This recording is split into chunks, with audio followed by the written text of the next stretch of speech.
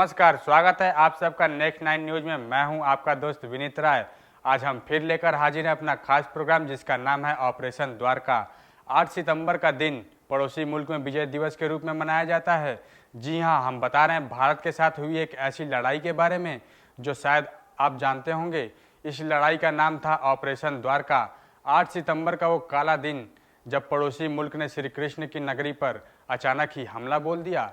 ये बात उस समय की है जब 1965 में भारत और पड़ोसी मुल्क में जंग चल रही थी। तो आइए जानते हैं इस जंग की हकीकत क्या है। ये बात सन 1965 की है जब भारत और पड़ोसी मुल्क के बीच शुरू हुई जंग अप्रैल से सितंबर तक आ गई थी। उस समय पंजाब और कश्मीर में हमारा पड़ोसी देश जंग में बुरी तरह मात खा चुका था। ऐसे समय में पड़ोसी मुल्क की नौसेना युद्ध में हिस्सा नहीं ले पा रही थी। तभी उसी देश के सैन्य अफसरों ने सोचा कि नेवी को जंग में लगाकर भारत का ध्यान उत्तरी मोर्चे से हटाया जा सकता है। ऐसे में पड़ोसी देश ने प्लानिंग की और ऑपरेशन द्वारका चलाया। द्वारका नगरी भारत का एक छोटा सा शहर जो गुजरात के समुद्र पर स्थित है। द्वारका शहर जो भगवान श्री कृष्ण की नगरी के रूप में जाना जाता है। एक समय था जब भगवान श्री कृष्ण यादवों की राजनीति से तंग आकर मथुरा को छोड़कर द्वारका चले आए थे। उन्होंने द्वारका पे राज किया और बाद में वो सोमनाथ के पास एक बहेलिये का शिकार हो गए और उनकी मृत्यु हो गई थी। दीव से लेकर द्वारका तक समुद्र तट के रास्ते पर सोमनाथ और पोरबंदर भी स्थित है। भारत के सबसे बड़े बिजनेसमैन धीरू भाई अंबानी का गांव भी यहाँ है। द्वारका से लगभग 200 किलोमीटर दूर कराची है। ऐसे में हमारे पड़ोसी मुल्क के सैन्य अफसरों ने ऑपरेशन द्वारका के लिए हरी झंडी दे दी और उनका टारगेट था द्वारका में लगे राडार और वहां की लाइट हाउस। उनकी प्लानिंग ये भी थी कि किसी तरह से भारत के इंडियन एयरफोर्स को कश्मीर और पंजाब से दूर हटाना। पड़ोसी देश ने ऑपरेशन द्वारका के लिए 7 वॉरशिप तैयार किए जिसमें PNS Khyber, PNS Badr, PNS Jahangir, PNS Alamgir, PNS Shahjahan और PNS टीपू सुल्तान था।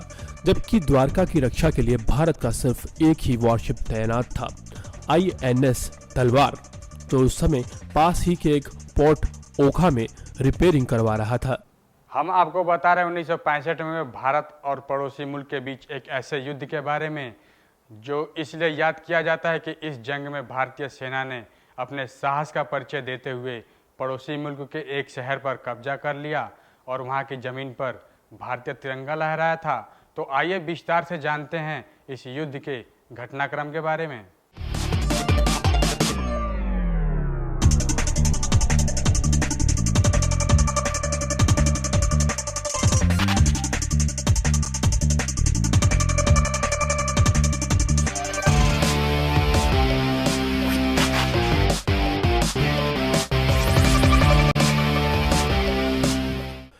7 सितंबर की रात को जब पड़ोसी मुल्क ने 11:55 पर वॉरशिप से अचानक मिसाइलें और बम के गोले दागने शुरू किए। रात 12:15 तक वो मिसाइलें दागते रहे। इसमें ज़्यादातर मिसाइलें मंदिर और रेलवे स्टेशन पर दागी गईं जो फटी ही नहीं। भारतीय सेना ने उनके 50 बमों में से 40 बम जिंदा बरामद कर लिए जिस पर लिखा हुआ था इंडियन ऑर्डिनेंस। दरअसल ये सारे बम ब्रिटिश राज में हथियार बनाने वाली फैक्ट्री के थे। इस लड़ाई में भारत का नुकसान रेलवे, गेस्ट हाउस, एक सीमेंट फैक्ट्री और कुछ इमारतों को हुआ था। लेकिन उनकी प्लानिंग के अनुसार ऐसा कुछ नहीं हुआ था जैसा वो चाहते थे। वे ना ही रडार का कुछ बिगाड़ पाए और ना ही लाइट हाउस का। तब पड़ोसी मुल्क ने सीमा से सटे इलाके में गश्त लगाना शुरू कर दिया। उसी दौरान 30,000 पड़ोसी देश के सैनिक स्थानीय लोगों की वेशभूषा में भारत के कश्मीर इलाके में घुस आए।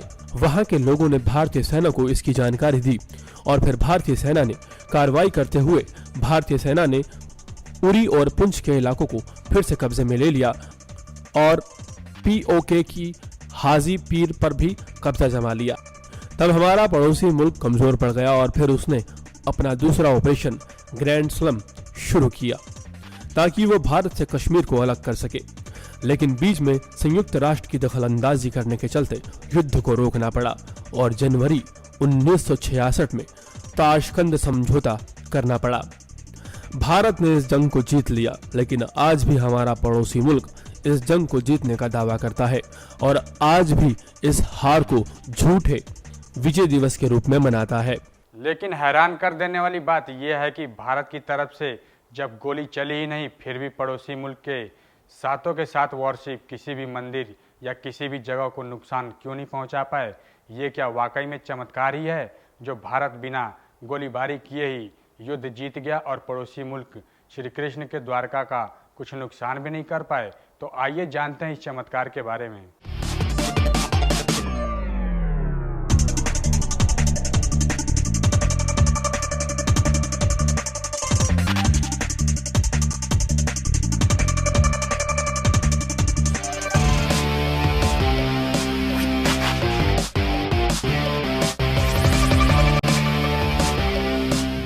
हर युद्ध का अंत होता है और इसका भी अंत हुआ।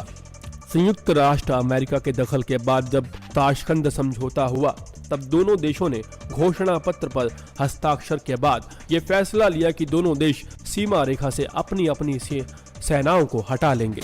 दोनों देश एक दूसरे को भरोसा दिलाते हुए इस बात पर राजी हुए कि पहले की स्थिति का पालन करते हुए जीती हुई जमीनों से कब्जा हटा लिया जाएगा। आजादी के बाद ऐसा पहली बार हुआ था कि भारतीय वायुसेना और पड़ोसी मुल्क के वायुसेना के सैनिक एक दूसरे का आमना सामना कर रहे थे। लेकिन ये तो तय है कि इस युद्ध के बाद ही भारतीय नेवी की सूरत बदल दी गई और नेवी का बजट बढ़ाकर 4 गुना कर दिया गया। कच्छ, पोरबंदर और द्वारका में मिसाइल बोटस तैनात कर दिए गए। इसके लिए हमारे देश को सोवियत संघ से मदद लेनी पड़ी। नेवी के बड़े अधिकारियों के खिलाफ सख्त कदम उठाया गया और नेवी के लिए कमेटी बनाई गई। वहीं भारत में महत्वपूर्ण तीर्थ स्थलों में से एक द्वारकाधीश मंदिर भी है। हमारे पड़ोसी देश की नेवी सेना ने द्वारकाधीश मंदिर पर जमकर बम बरसाए थे, लेकिन ये बम मंदिर का बाल भी भांका ना कर सके। उसी दौरान पड़ोसी देश ने झूठी खबर फैलाई कि मिशन द्वारका कामयाब हो गया है और हमने द्वारका को तबाह कर दिया है। हालांकि यह पड़ोसी मुल्क की गलतफहमी थी।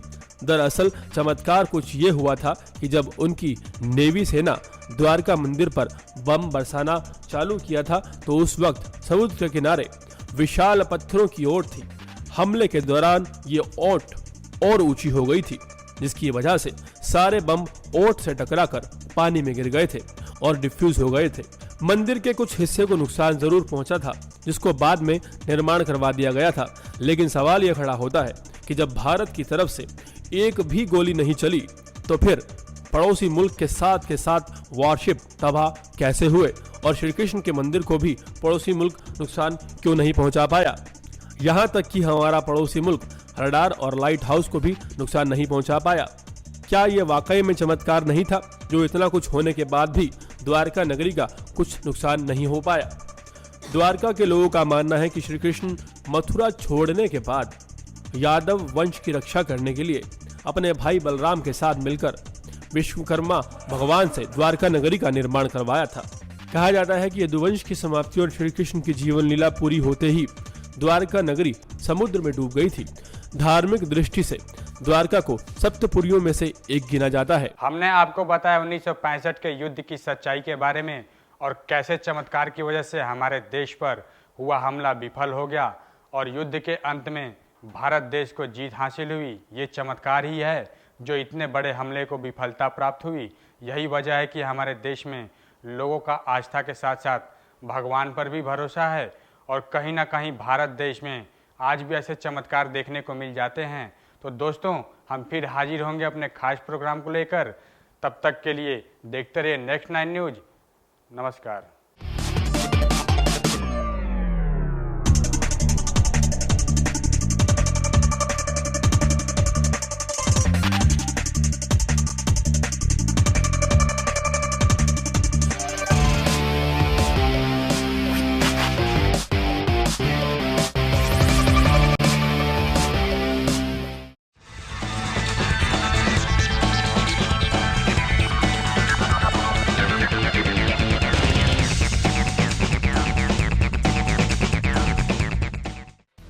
Subscribe now to receive new updates, reviews and news.